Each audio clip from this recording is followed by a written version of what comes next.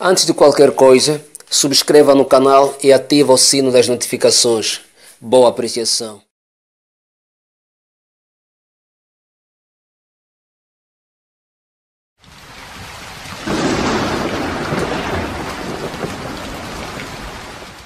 Na realidade, o objetivo desse encontro, e que eu agradeço a Iramec que nós nos encontramos, é porque eu assisti aquela postagem de uma palestra, né, que o senhor deu e falou sobre o nome, e algumas coisas que me incomodam no Brasil, dentre outras coisas, é o desrespeito a esses princípios, né, que simbolizam as culturas africanas, que a gente não deve nunca falar no singular, não falar de cultura nesse continente tão grande, e que elas não são as mesmas. De tal forma que quando alguém me diz que está fazendo dança afro, eu digo assim, de que lugar da África? Né? Eles acham que dançou de alguma forma diferente do ocidental, é africano, é afro. Sim, mas eu vou comer uma comida africana, de onde eu comi e tal, isso é o que me orienta para falar de culturas africanas em lugar de singularizar, generalizar essas culturas. Especificamente no que concerne ao nome, que é um dos capítulos da minha tese de doutorado, e me incomoda ver que na capoeira é uma manifestação que nós temos essa certeza, consciência, né, de uma relação, de uma identidade africana, e que tem uma prática, não é, que eles chamariam de um ritual, de colocar apelido nos capoeiristas. Só que, nas minhas pesquisas até agora, eu vi até a possibilidade de colocar, de um apelido ser colocado. Mas não estou afirmando ainda. Esses apelidos, eles não mexem com a identidade, ou melhor, não mexe e é proibido mexer com a ancestralidade.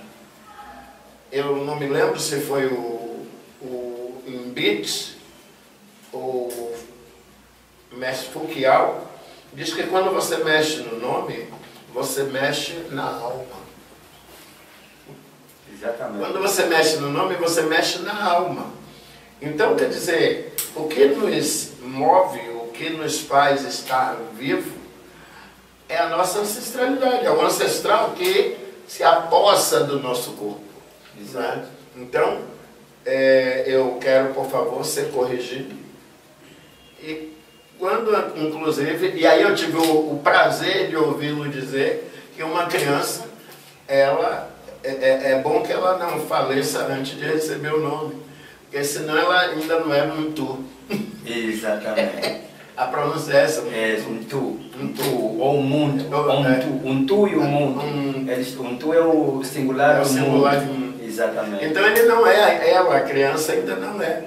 E acredita-se que, pelo fato de ela ter falecido, né, antes de receber, né, todo esse ritual do nome, que o espírito dela não vai estar em uma situação muito boa.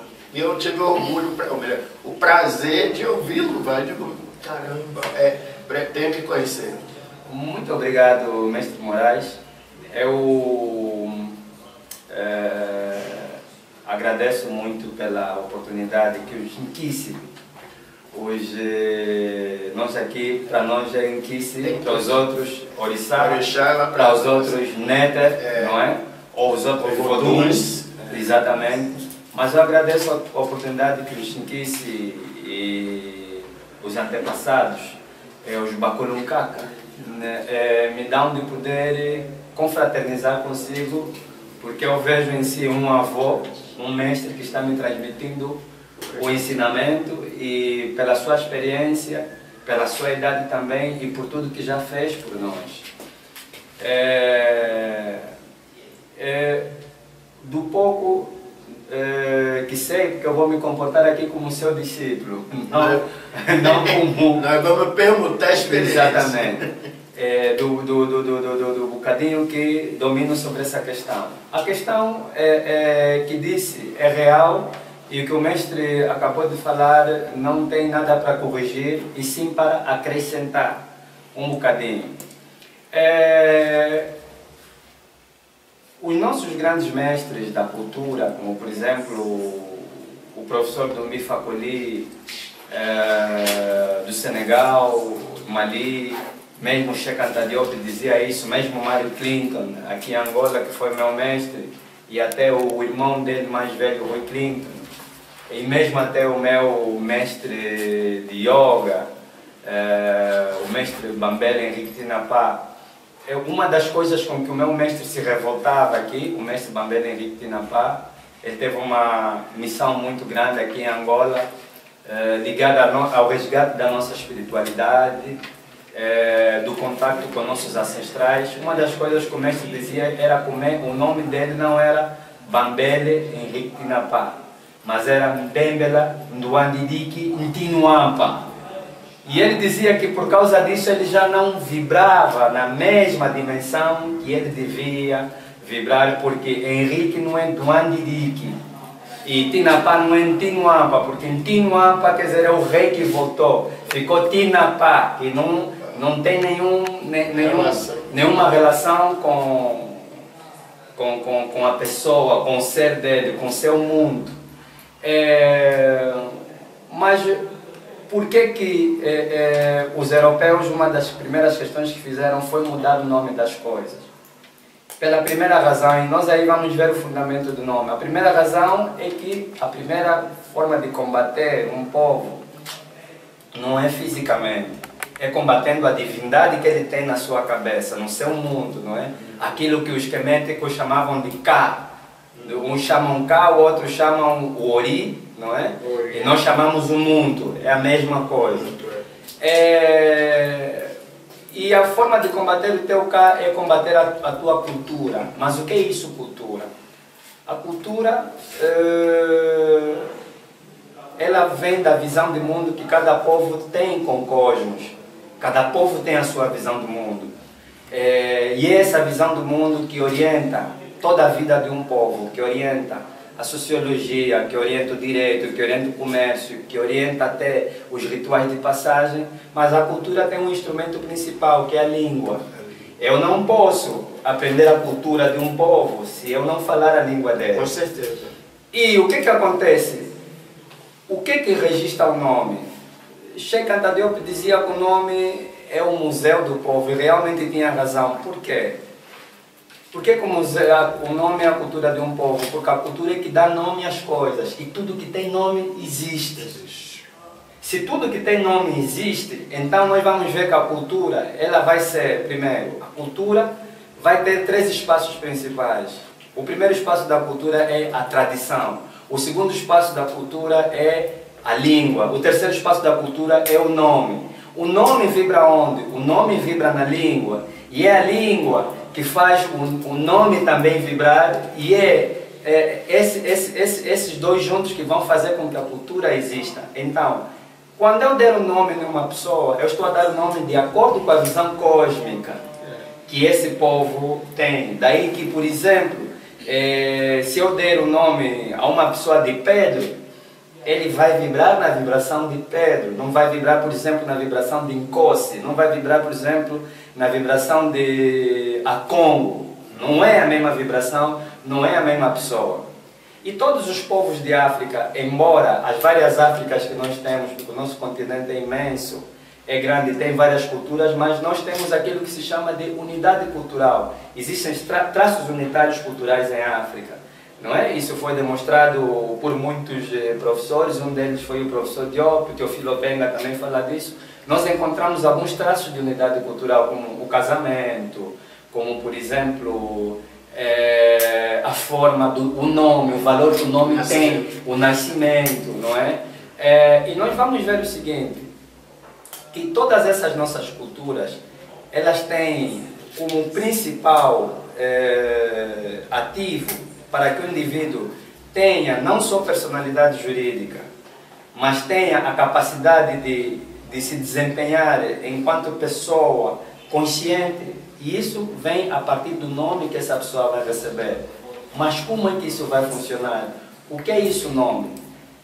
Em todas as culturas, partindo da Núbia, o Kemet, aqui no Congo, no Império do Congo, nós temos isso, mesmo no Benin também nós temos, eles dividem o homem, nós dividíamos o homem, ouvíamos o homem em 7 partes diferentes, não é?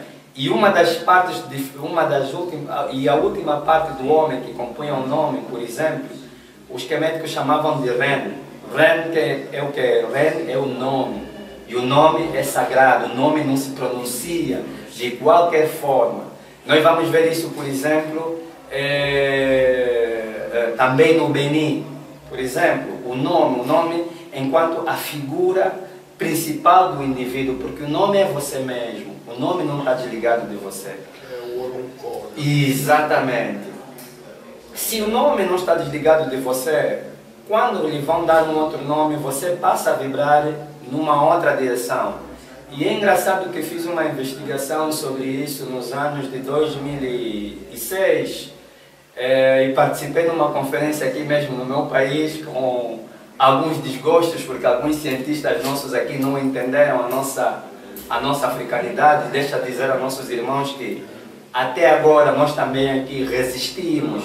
A colonização subjetiva está mais forte do que é mental. A colonização mental nesse momento está sendo mais forte que a colonização física que nós tivemos. E eu falava da língua e do nome. E o nome está ligado com o lugar que você nasceu, o nome está ligado com a história que você teve. Por exemplo, eu tenho agora uma filha que, pela forma com que ela estava no ventre da sua mãe, ela recebeu o nome de Nzinga. Nzinga. Quem é Nzinga, por exemplo? Por que ele é Nzinga? Ele é Nzinga porque estava no colo uterino da sua mãe, sentada, com o cordão umbilical enrolado no pescoço e na barriga, e com uma mão aqui na cabeça e a outra no colo. E isso quer dizer Nzinga. O que é Nzinga? Nzinga está a falar da formadora das águas amnióticas para a continuidade da vida.